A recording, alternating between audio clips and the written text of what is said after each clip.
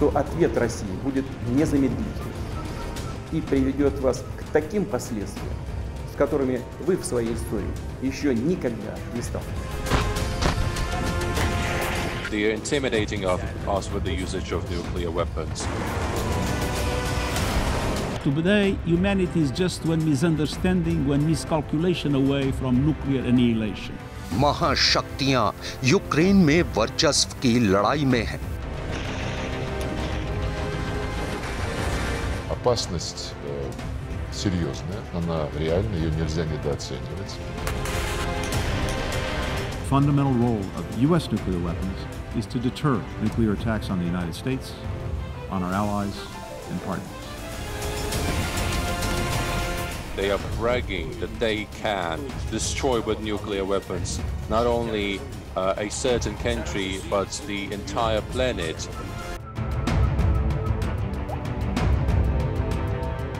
एक ऐसे वक्त में जब परमाणु हथियार रखने वाले देशों के बीच तनाव बढ़ रहा है, क्या रूस अपने घातक परमाणु हथियारों का इस्तेमाल करने की तरफ बढ़ सकता है?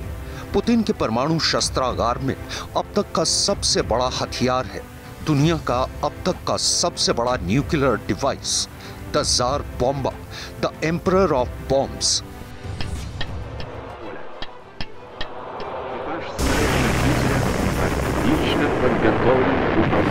Взрыв сопровождался световой вспышкой необычной силы.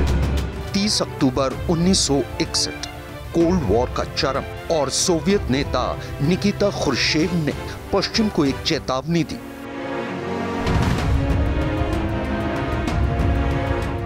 एक सोवियत Tu-95V बॉम्बर ने रूस के सुदूर उत्तर में कोला प्रायद्वीप स्थित ओलेन्या हवाई क्षेत्र से उड़ान भरी। मेगा बॉम्ब के फ्लैश के असर को कम करने के लिए चमकीले सफेद रंग में रंगा हुआ विमान अपने टारगेट पॉइंट बेरेंट्स सी में एक कम आबादी वाले द्वीप समूह नोविया ज़मालिया पर पहुंचा। पायलट अपने बॉम्बर को 34,000 फीट की ऊंचाई पर सोवियत टेस्टिंग रेंज मित्युशिखा खाड़ी में लाया। उसके बाद एक और मॉडिफाइड Tu-16 था। इतिहास बनाने वाले विस्फोट को फिल्माने के लिए विशालकाय बम एक पैराशूट से जुड़ा था, जिसका मकसद उसके गिरने और धमाके में देरी करना था, जिससे कि पायलट को उसकी रेंज से बाहर जाने के लिए पर्याप्त समय मिल सके। फिर भी इस सोवियत क्रू की जिंदगी दांव पर लगी थी। केवल 50% संभावना थी कि वो जीवित रहेंगे। वो अपनी मंजिल पर पहुंच गए, ताले खोले और अपना घातक सामान गिरा दिया। मॉस्को के समय के हिसाब से सुबह 11:32 पर बम धमाका हुआ। इसने एक आग का गोला बनाया 8 किलोमीटर चौड़ा। धमाके ने लगभग 57,000 किलोटन ऊर्जा पैदा की। ये इतना तीव्र था कि फ्लैश 1000 किलोमीटर दूर से देखा जा सकता था। ग्राउंड जीरो से 55 किलोमीटर दूर एक निर्जन गांव सेवर्नी लगभग समतल हो गया। इस दायरे में सभी इमारतें पूरी तरह से नष्ट हो गईं। सैकड़ों किलोमीटर के दायरे में खिड़कियां टूट गईं। रेडियो एक्टिव फॉलआउट को कम करने के लिए जमीन से 4 किलोमीटर ऊपर बम का विस्फोट किया गया था, लेकिन फिर भी विस्फोट के नीचे की जमीन भीषण गर्मी से जल गई थी। चट्टानें राख में बदल गईं। धुएं का अंबार लगभग 65 किलोमीटर की ऊंचाई तक पहुंच गया। विस्फोट के बाद पैदा हुई शॉक वेव इतनी बड़ी थी कि इसने धरती का 3 बार चक्कर लगाया। जमीन पर धमाके से इतनी गर्मी थी कि धमाके वाली जगह से 100 किलोमीटर दूर भी इसने 3rd डिग्री की गर्मी पैदा कर दी। और भले ही वॉरहेड का जमीन से ऊपर विस्फोट किया गया था, फिर भी इसने एक मजबूत भूकंपीय लहर पैदा कर दी, 5 से ज्यादा की तीव्रता के साथ। एक सोवियत कैमरामैन ने इस धमाके को कुछ इस तरह बयां किया। विमान के नीचे और दूर के बादल शक्तिशाली फ्लैश से जगमगा उठे। हैच के नीचे प्रकाश का समुद्र फैल गया और बादल भी चमकने लगे और पारदर्शी हो गए। उस वक्त हमारा विमान 2 बादलों की परतों के बीच से उभरा और नीचे के अंतराल में एक विशाल चमकीली नारंगी गेंद उभर रही थी। ये गेंद जुपिटर की तरह शक्तिशाली थी। धीरे धीरे और चुपचाप ये ऊपर की ओर रेंगती रही। बादलों की मोटी परत से टूटकर ये बढ़ती ही गई। ऐसा लग रहा था मानो पूरी पृथ्वी उसमें समा जाएगी। यह दृश्य शानदार, अवास्तविक और अलौकिक था।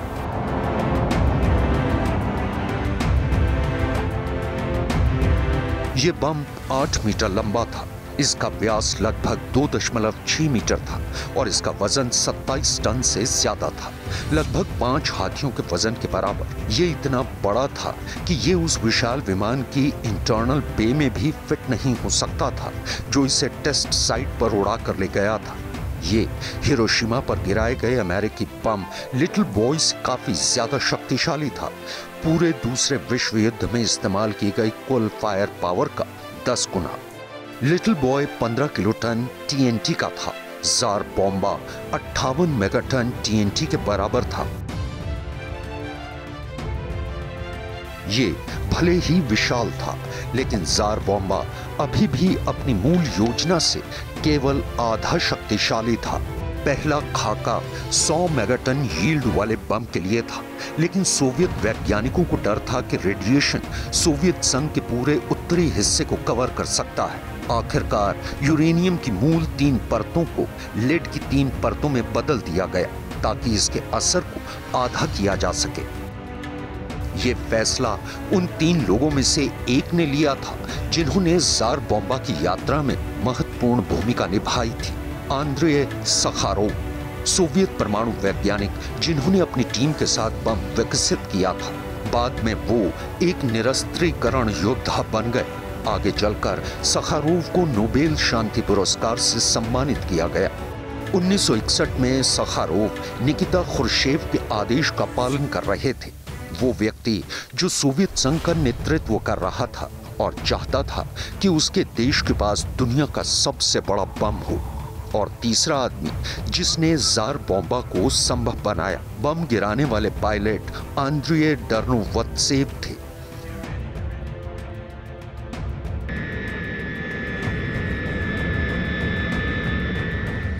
डर्नोवत्सेव ने जो बम गिराया था वो उसके फटने से पहले अपने विमान को लगभग 45 किलोमीटर उड़ाने में कामयाब रहे, लेकिन धमाके ने फिर भी उनको झटका दिया। किसी तरह वो नियंत्रण हासिल करने में कामयाब रहे और सभी बाधाओं के बावजूद विमान सुरक्षित उतर गया।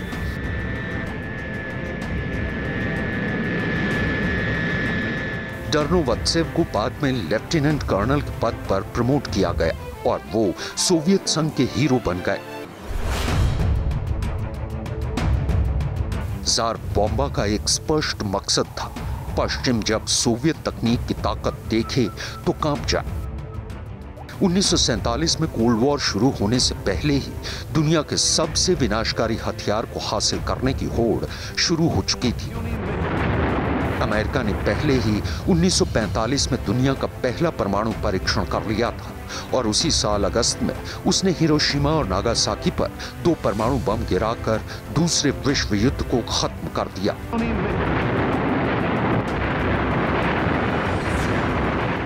कहा जाता है कि अमेरिकी ताकत के प्रदर्शन ने जोसेफ स्टालिन को 5 साल के भीतर सोवियत परमाणु हथियारों के विकास का आदेश देने के लिए प्रेरित किया। अगस्त 1949 में सोवियत संघ ने अपना पहला न्यूक्लियर टेस्ट किया, जिसका कोड नेम RDS-1 था। ये टेस्ट मौजूदा कजाकिस्तान में सेमीपालाटिन्स्क टेस्ट साइट पर किया गया था।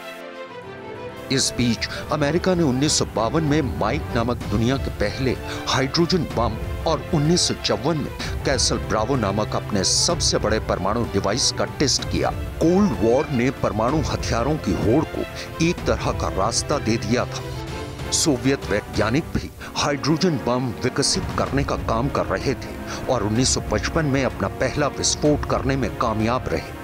लेकिन निकिता खुर्शेव ने एक कदम आगे बढ़कर अब तक का सबसे शक्तिशाली बम बनाने का आदेश दिया। इसका कोड नेम इवान या वान्या होना था। ज्यादातर सोवियत वैज्ञानिक जिन्होंने दुनिया का सबसे बड़ा बम विकसित किया, आंद्रे सखारोव सहित, उन्होंने इसे बस बड़ा बम कहा। खुर्शेद ने इसे कुज़काज़ मदर कहा, जो एक रूसी फ्रेज है जिसका अर्थ है एक सबक जिसे आप कभी नहीं भूलेंगे। अमेरिकियों ने, जिन्हें खुर्शेद स्पष्ट रूप से निशाना बना रहा था, बस इसे जो 111 कहा, लेकिन आखिरकार इसे इस नाम से जाना गया, ज़ार बॉम्बा या फिर बमों का राजा।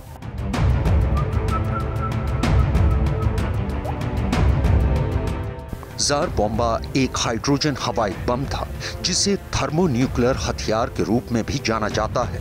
परमाणु बम का एक ज्यादा एडवांस्ड और शक्तिशाली वर्जन। परमाणु बम ज्यादातर मामलों में यूरेनियम या प्लूटोनियम का इस्तेमाल करते हैं। वहीं हाइड्रोजन बमों को हाइड्रोजन के अतिरिक्त आइसोटॉप्स की जरूरत होती है, जिन्हें ड्यूटेरियम या ट्रिटियम कहा जाता है। नतीजे के तौर पर विस्फोट का कारण बनने वाली प्रतिक्रिया भी अलग होती है। परमाणु बम विखंडन पर निर्भर करते हैं, एक ऐसी प्रक्रिया जिसमें यूरेनियम या प्लूटोनियम का कोर संकुचित होता है, जो बड़ी मात्रा में ऊर्जा छोड़ने से पहले कई हिस्सों में विभाजित हो जाता है। दूसरी ओर हाइड्रोजन बम न केवल विखंडन से ऊर्जा का इस्तेमाल करते हैं, बल्कि संलयन से भी करते हैं, जिसमें विस्फोट और ज्यादा खतरनाक हो जाता है। असल में इसके निर्माता अंद्रेय सखारोव ने ड्यूटेरियम की परतों, हाइड्रोजन के एक आइसोटोप और यूरेनियम को ऑल्टर करते हुए स्लोइका पद्धति का इस्तेमाल किया।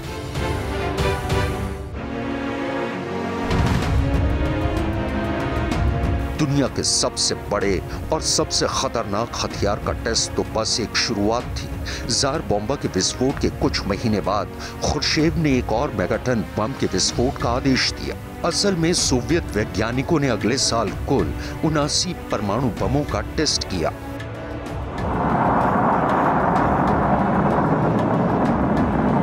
उधर अमेरिका भी खुद को रेस में बनाए रखने की कोशिश में था। उदाहरण के लिए मार्शल द्वीप समूह में उसका परमाणु परीक्षण कुछ ऐसा है जिसके लिए अमेरिका अभी भी भरपाई कर रहा है। 1946 और 1958 के बीच अमेरिका ने 7000 हिरोशिमा बमों के रेडिएशन में मार्शल द्वीप समूह को ढक दिया। 7 miles into the sky, the awe-inspiring cloud billows and surges. इस रेस के बीच दुनिया को कहीं ना कहीं एक लगाम लगानी थी, और उसने 1963 में ऐसा किया, जब ज़ार बॉम्बा विस्फोट के 2 साल बाद 2 महाशक्तियां जमीन के ऊपर के सभी परमाणु टेस्ट पर प्रतिबंध लगाने के लिए सहमत हुईं। 1963 में अमेरिका, यूके और सोवियत संघ ने आंशिक परमाणु परीक्षण प्रतिबंध संधि पर भी हस्ताक्षर किए, जिसने वातावरण, आउटर स्पेस और पानी के नीचे परमाणु परीक्षणों को प्रतिबंधित कर दिया। इन सालों में यूएसएसआर और अमेरिका ने बड़ी संख्या में परमाणु बमों का परीक्षण जारी रखा। 1949 और 1990 के बीच सोवियत संघ ने 715 परमाणु परीक्षण किए और अमेरिका ने 969। सोवियत संघ ने इन परीक्षणों को अपनी सीमाओं के भीतर किया, जबकि अमेरिका ने कई विदेशी परीक्षण स्थलों का इस्तेमाल किया। कई सालों के प्रयोगों, परीक्षणों और विस्फोटों के बाद सोवियत संघ ने 1990 में अपना आखिरी परमाणु टेस्ट किया। वहीं अमेरिका ने ऐसा 1992 में किया।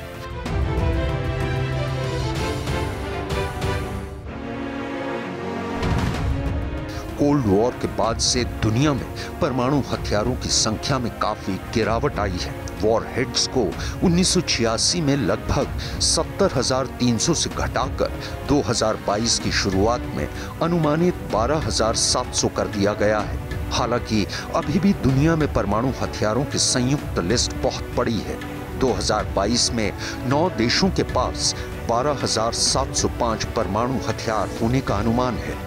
सभी परमाणु हथियारों का लगभग 90% हिस्सा रूस और अमेरिका के पास है। इनके पास 5-5 हजार से ज्यादा परमाणु हथियार हैं। दुनिया में परमाणु हथियारों की कुल संख्या घट रही है, लेकिन पिछले 30 सालों में कमी की रफ्तार धीमी हो गई है।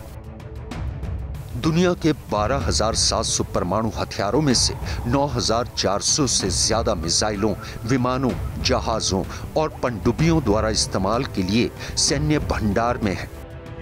रूस ने 2020 में दुनिया के सबसे बड़े परमाणु विस्फोट का क्लासिफाइड फुटेज जारी किया, रूसी एटॉमिक इंडस्ट्री की 75वीं वर्षगांठ के मौके पर। और ये शायद एक संकेत था रूस की ओर से अपनी ताकत दिखाने का।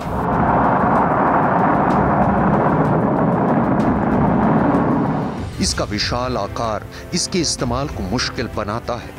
कोई भी विमान जिसे जार बॉम्बा ले जाना होगा वो शायद अपने टारगेट तक पहुंचने के लिए पर्याप्त ईंधन नहीं ले जा सकेगा।